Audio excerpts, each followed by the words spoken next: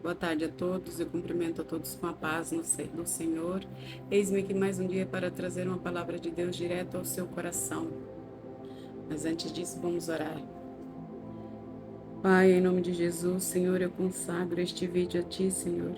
Eu consagro a minha vida a Ti, Pai amado, Pai querido, no nome de Jesus, Pai. Ah, Senhor Espírito Santo de Deus, usa minha boca, fala comigo, fala por mim, fala através de mim. Traz a revelação direto do trono do Pai, Senhor Espírito Santo, a mim e aos meus irmãos, e que esta palavra possa nos encher o coração, possa trazer luz às nossas vidas. Ah, Deus Todo-Poderoso, minha vida é para a tua honra, para a tua glória, para honrar e glorificar o meu Senhor e Salvador, o Senhor Jesus. Ah, Pai amado, Pai querido, eu te louvo, eu te glorifico. Obrigada, Senhor Espírito Santo, porque o Senhor está aqui conosco. Tu és bem-vindo aqui, tu és necessário aqui. Fala conosco, em nome de Jesus. Amém. Eu vou dar continuidade na leitura do livro de Daniel. E ontem eu li até o capítulo 22. Daniel 9, versículo 22. Vou ler a partir do versículo 21, que é para ficar melhor o entendimento. 9:21. Enquanto eu orava, Gabriel, que eu tinha visto na visão anterior, veio a mim depressa na hora do sacrifício da tarde. Ele explicou: Daniel, vim lhe dar percepção e entendimento. Assim que você começou a orar, foi dada uma ordem e agora estou aqui para lhe dizer qual foi essa ordem, pois você é muito precioso para Deus.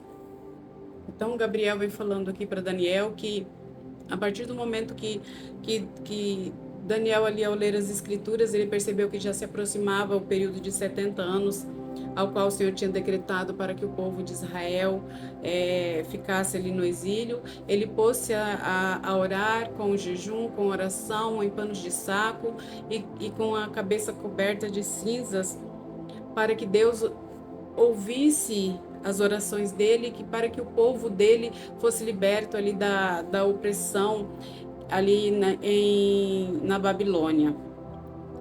Então, a partir do momento que Daniel começou a orar, como ele era uma pessoa que sempre buscava Deus, sempre estava em oração, buscando a Deus em oração, ele era amigo de Deus, sempre que ele começava a orar, Deus atendia as orações dele e enviava o anjo Gabriel para lhe responder. E aqui Gabriel vem trazendo a notícia que foi dada uma ordem a ele para que ele trouxesse a resposta a Daniel, porque Daniel era muito amado por Deus. Ouça com atenção para entender o significado da sua visão. Essa visão a qual Gabriel está se referindo aqui é aquela visão onde Daniel estava junto ao rio Quebar e ali ele cai desmaiado e Gabriel vem trazer a Daniel uma outra visão, com relação ali à visão das 4 bestas, com relação ali à visão do carneiro, do bode. E Gabriel ele ficou muito preocupado com todas essas visões, e como ele não sabia o significado, ele pôs-se a orar e a pedir que Deus trouxesse a ele o significado destas visões. E assim que nós devemos fazer, porque muitas vezes quando nós temos um sonho, quando nós temos uma visão, nós, ao invés de nos ajoelharmos aos pés do Senhor e buscarmos em oração pela resposta, nós começamos a perguntar para as pessoas significado de sonho, a procurar na internet. Eu mesmo tenho pecado muito com relação a isso, porque sempre que eu tenho sonho, em vez de eu buscar na palavra do Senhor, eu começo a pesquisar na internet, eu começo a pesquisar no YouTube, eu começo a perguntar nas pessoas, sendo que a primeira coisa que eu tenho que fazer é me ajoelhar aos pés do Senhor e pedir ao Espírito Santo que o Espírito Santo me traga a revelação.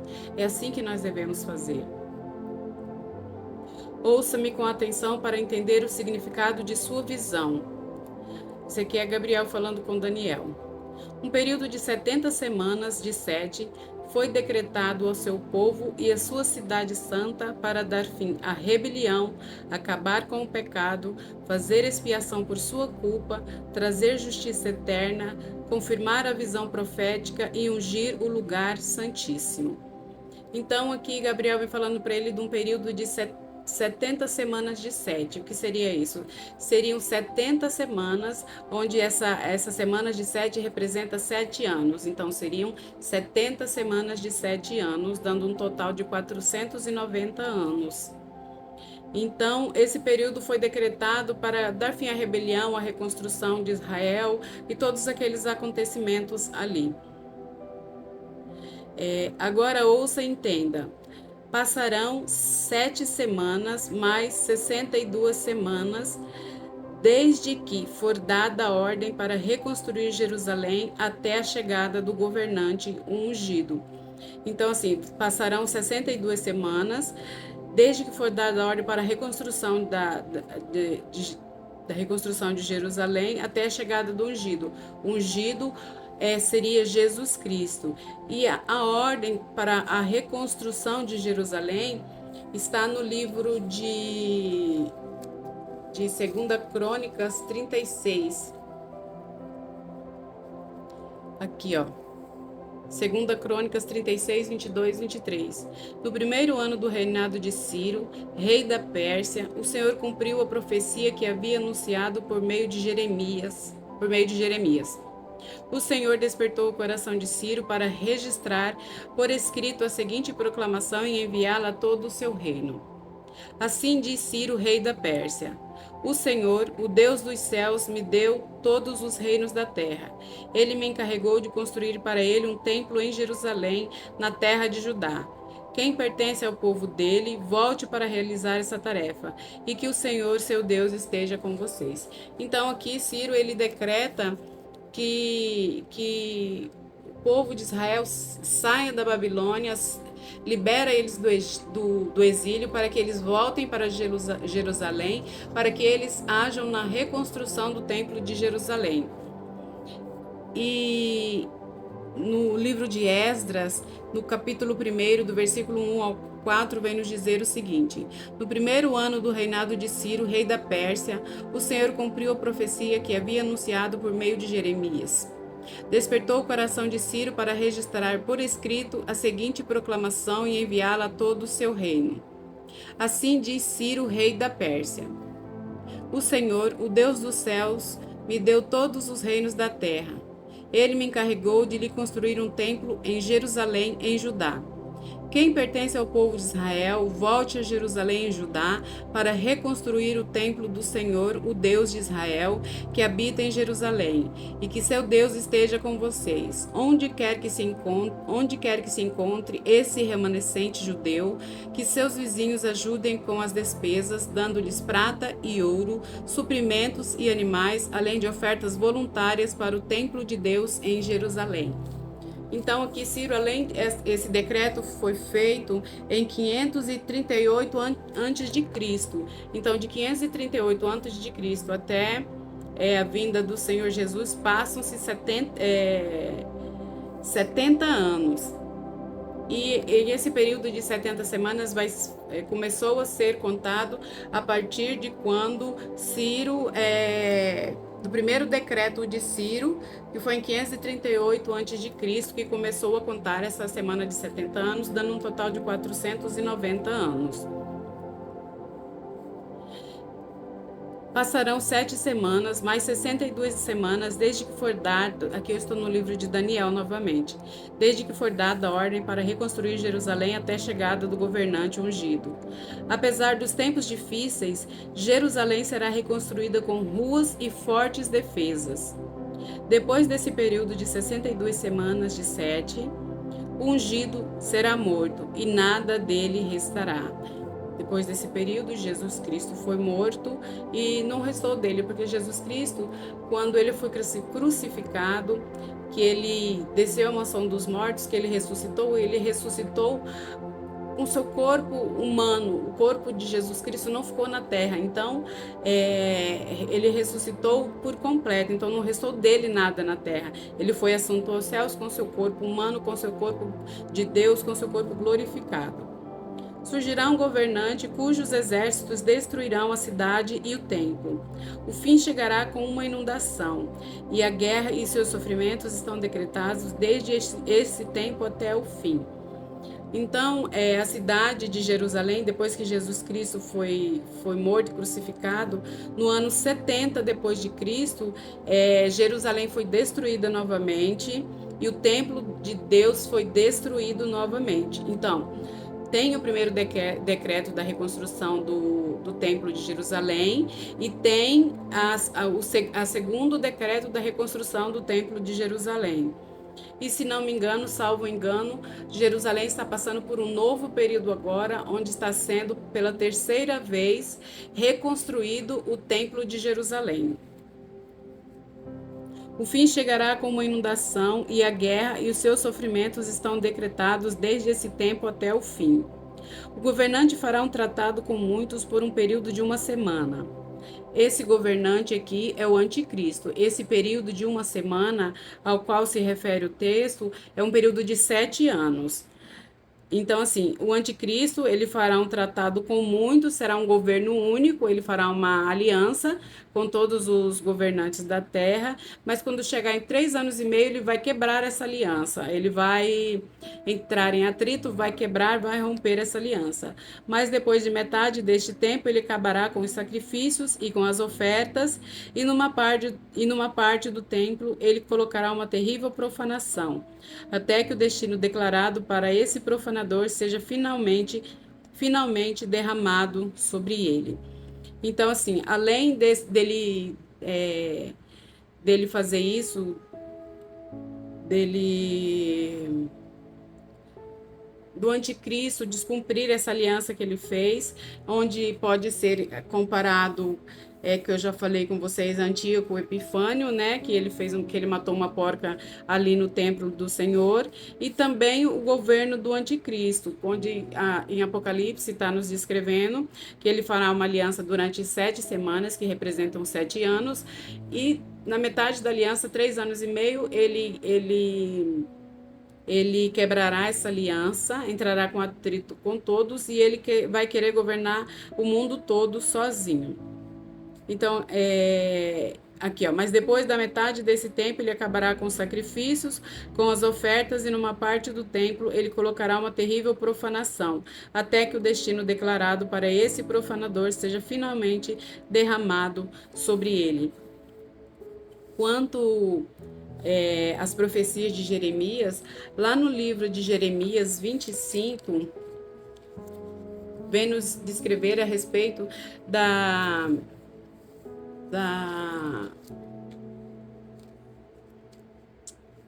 das profecias que o Senhor trouxe ao povo de Israel através de Jeremias, através da vida de Jeremias.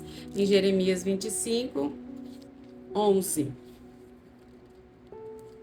Então, Deus, ele sempre quis salvar o seu povo, e ele veio trazendo por meio dos seus ungidos, por meio dos seus profetas, ele veio trazendo a palavra dele, pedindo que o povo dele se arrependesse dos seus pecados, voltasse a adorá-lo, pedisse perdão e voltasse a ele com jejuns e orações. Mas o povo foi teimoso, o povo ousou desobedecer o grande Deus, o grande eu sou, o Deus Todo-Poderoso, e por esse motivo eles foram enviados ao exílio.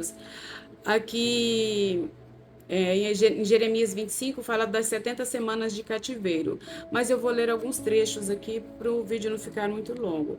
Então, no versículo 5 de Jeremias 25 vem descrever: todas as mensagens foi a mesma, abandonem seus maus caminhos e suas más ações. Só então habitarão nesta terra que o Senhor deu a vocês e a seus antepassados para sempre.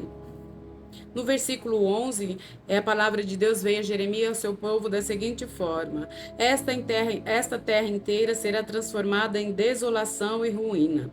Israel e as nações vizinhas servirão ao rei da Babilônia durante 70 anos. Então, quando terminarem os 70 anos de exílio, castigarei o rei e o povo da Babilônia por seus pecados, diz o Senhor. Transformarei a terra dos babilônios em ruínas para sempre. Trarei sobre eles todos os terrores que prometi neste livro, todos os castigos anunciados por Jeremias contra as nações. Muitas nações e muitos grandes reis escravizarão os babilônios, assim como eles escravizaram o meu povo. Eu os castigarei na mesma proporção do sofrimento que causaram com suas ações. Então, aqui, o povo de Deus, Nabucodonosor foi usado para castigar o povo de Deus por sua rebeldia, por sua rebelião, e o Império Medo-Persa foi usado para castigar o povo babilônio por causa que eles exilaram, tornaram o povo de Deus escravo. Então, assim, Deus odeia a rebelião. A palavra de Deus vem nos dizer que a rebelião é a mesma coisa que o pecado de feitiçaria. E quando Deus fala conosco uma, duas, três vezes, mas há um momento em que a porta da graça se fecha. E nós estamos nos tempos dos fins, nós estamos vendo que o tempo se aproxima, que o tempo corre mais rápido, que há guerras e rumores de guerra, quantas guerras está estourando no mundo. E nós precisamos aceitar Jesus como o único e suficiente Salvador. Eu não estou falando para você ir para uma igreja, para você.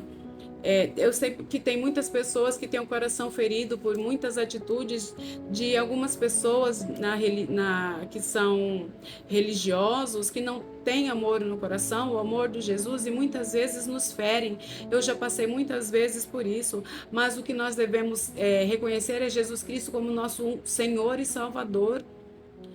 Nós devemos fazer a nossa parte. Deus e o Senhor Jesus, Ele cuida do resto. O Espírito Santo de Deus, Ele cuida de tudo que nós precisamos.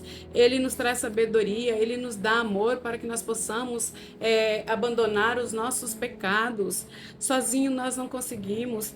Mas o Espírito Santo, ele nos ajuda em nossas fraquezas, ele nos ajuda a orar como convém, porque nós não sabemos orar como agrada ao Pai, mas o Espírito intercede por nós com gemidos inexprimíveis.